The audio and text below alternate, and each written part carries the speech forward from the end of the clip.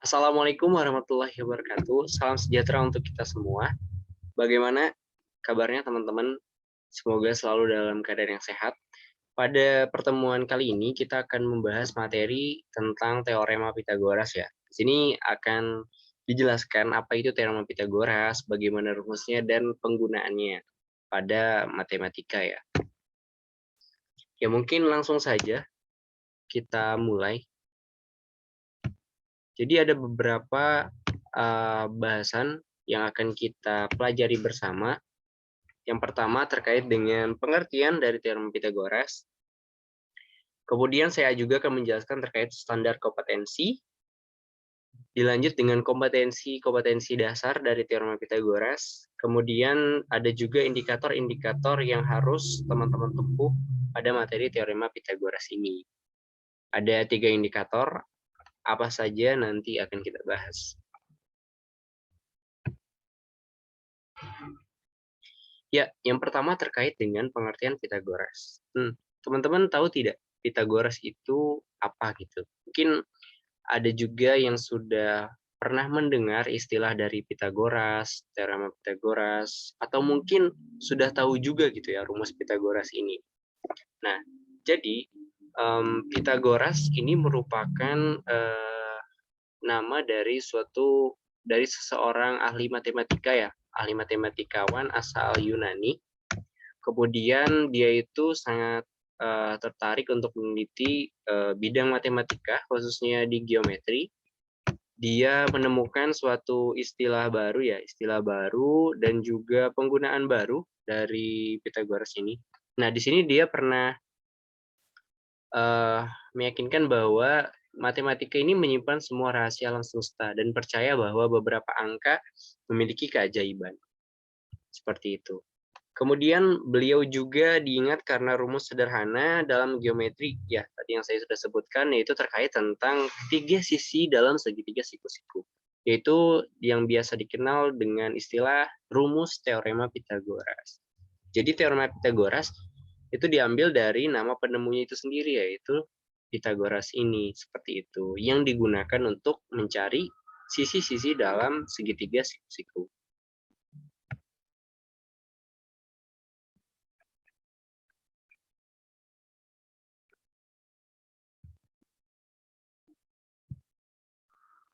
Ya, kita lanjutkan ke standar kompetensi. Di sini untuk standar kompetensi sendiri, yaitu diharapkan menggunakan teorema Pitagoras ini dalam suatu pemecahan masalah ya. Jadi mungkin nanti juga akan secara berkelanjutan akan dibahas terkait soal-soal sehari-hari yang bisa diselesaikan dengan menggunakan teorema Pitagoras ini. Ya, ini ada kompetensi dasar dari materi teorema Pitagoras. Jadi yang pertama itu 3.6 menjelaskan dan membuktikan teorema Pitagoras dan triple Pitagoras. Kemudian untuk 4.6 terkait keterampilan yaitu menyelesaikan masalah yang berkaitan dengan teorema Pitagoras dan triple Pitagoras. Ya, di sini ada indikator pertama. Indikator pertama dari materi teorema Pitagoras ini, perhatikan baik-baik. Sebelumnya sudah disebutkan kalau misalkan teorema Pitagoras ini berkaitan dengan suatu bentuk geometri, yaitu segitiga siku-siku. Nah, misalkan ada segitiga siku-siku, yaitu sisi gap-nya A, sini ada B ya, sini ada C. Kemudian misalkan siku-sikunya itu siku-siku di B nih. Nah, perhatikan baik-baik. Di sisi AB di sini, itu panjangnya bisa kita ilustrasikan juga itu adalah suatu 4 kotak kecil ya, teman-teman di sini bisa dilihat 1, 2, 3, 4. Dan kalau misalkan kita bentuk ini menjadi suatu persegi 4 kali 4 ya. Kemudian untuk BC-nya itu misalkan panjangnya 3 kotak kecil ini nih, dan ini bisa kita ilustrasikan dengan suatu persegi 3 kali 3. Dan panjang sisi miringnya atau di sini ada sisi AC atau istilah lainnya itu adalah hipotenusa, itu misalnya ada 5 kotak kecil nih. 5 kotak kecil yang bisa kita buat menjadi suatu persegi 5 kali 5. Nah, ini untuk apa? Nanti kita akan kaji di indikator yang kedua. Jadi untuk indikator pertama ini adalah sisi dari segitiga siku-siku itu kita bisa ilustrasikan dengan suatu persegi ya.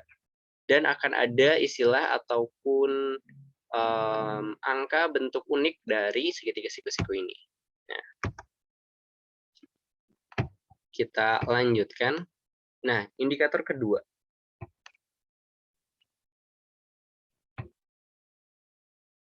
Ya, indikator kedua di sini adalah menemukan rumus teorema Pitagoras nih. Perhatikan ya teman-teman, di sini ada dua gambar. Di sini gambar pertama itu ada persegi besar dengan panjangnya ini A tambah B, di sini juga A tambah B. Kemudian di dalamnya itu ada persegi yang sedikit miring ya, dengan panjangnya itu C. Nah, untuk gambar yang kedua bisa dilihat ya, teman-teman, di sini juga ada suatu persegi sama persis. Jadi saling sebangun dan kongruen A tambah B. Hanya di dalamnya ini agak dipecah ya. Untuk sisi kiri ini ada satu persegi yaitu sisi C kali C.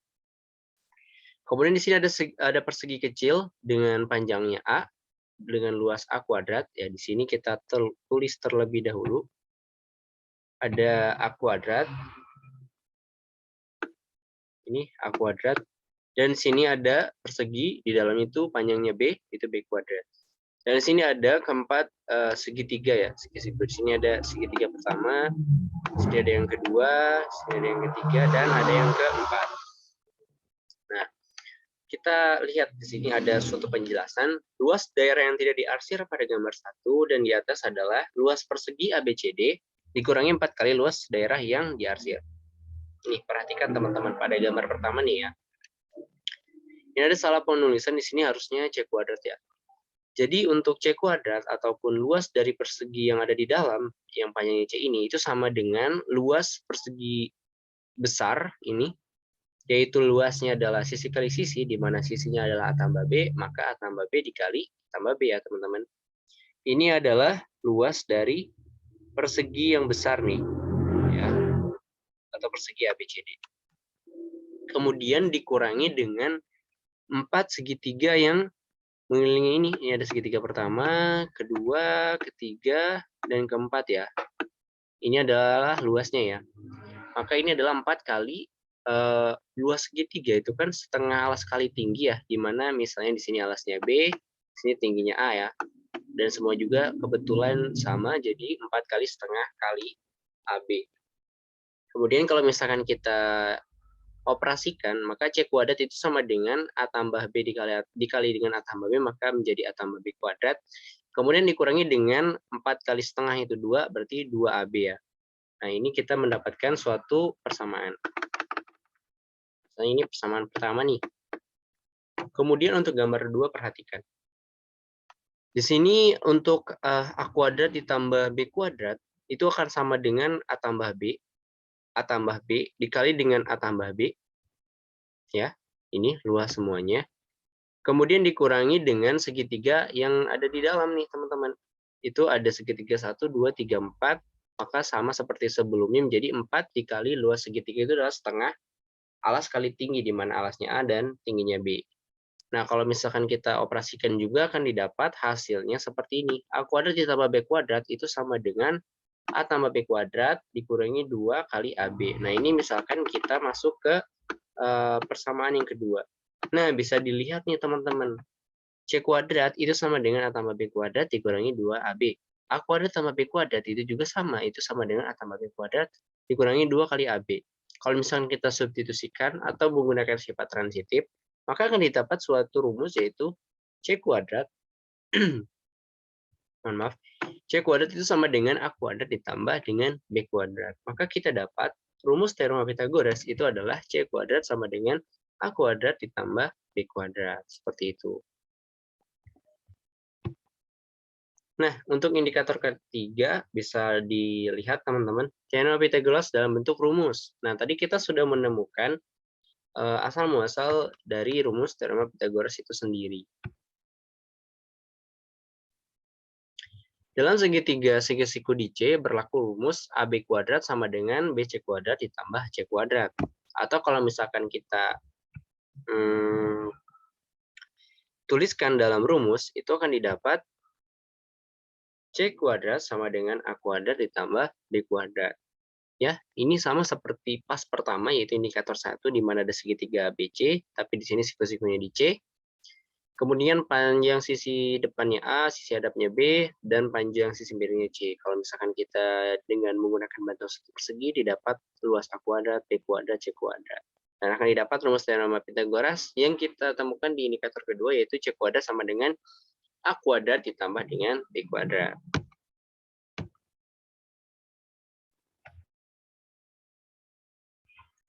Ya, selanjutnya kita akan menyelesaikan suatu contoh ya. Jadi kita sudah menemukan rumus dari teorema Pythagoras nih teman-teman. Misalkan kita akan menyelesaikan ada 2 soal di sini. Soal yang pertama, diketahui segitiga ABC, yaitu segitiga siku-siku ABC, di mana siku-sikunya di A, diketahui panjang AB. Panjang AB-nya itu adalah 3, kemudian panjang AC-nya itu 4. Yang kita harus cari adalah panjang BC-nya itu berapa. Seperti itu.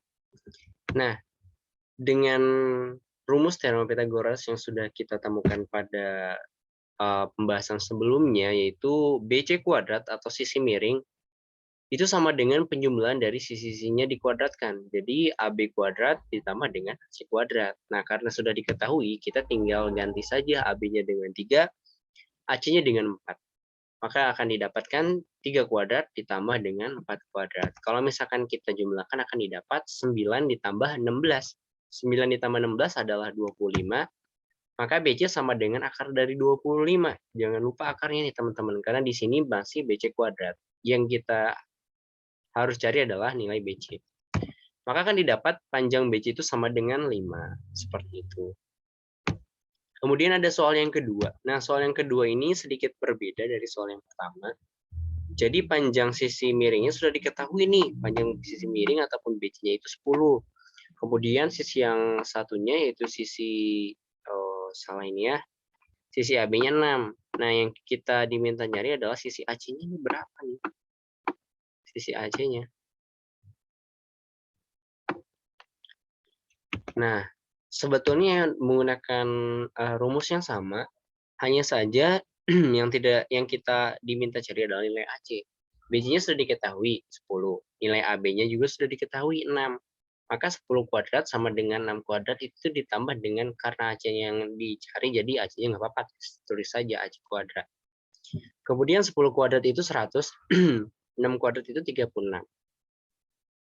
Nah, kita tinggal pindah ruaskan saja, atau yang benar itu adalah kedua ruas ini dikurangi dengan 36 ya, kita akan meninggalkan 36. Maka didapat, ditukar, nggak apa-apa, jadi AC kuadrat sama dengan 100 dikurangi 36. Maka akan didapat menjadi 64. Nah, nilai AC-nya itu sama dengan akar dari 64. Akar dari 64 adalah 8. Nah, ini adalah 2 contoh sederhana untuk konsep dari teorema Pythagoras, teman-teman. Yang pertama itu kita diminta untuk mencari sisi miring, itu mudah, dan yang kedua kita mencari satu sisi jika diketahui sisi miring dan sisi lainnya, seperti itu.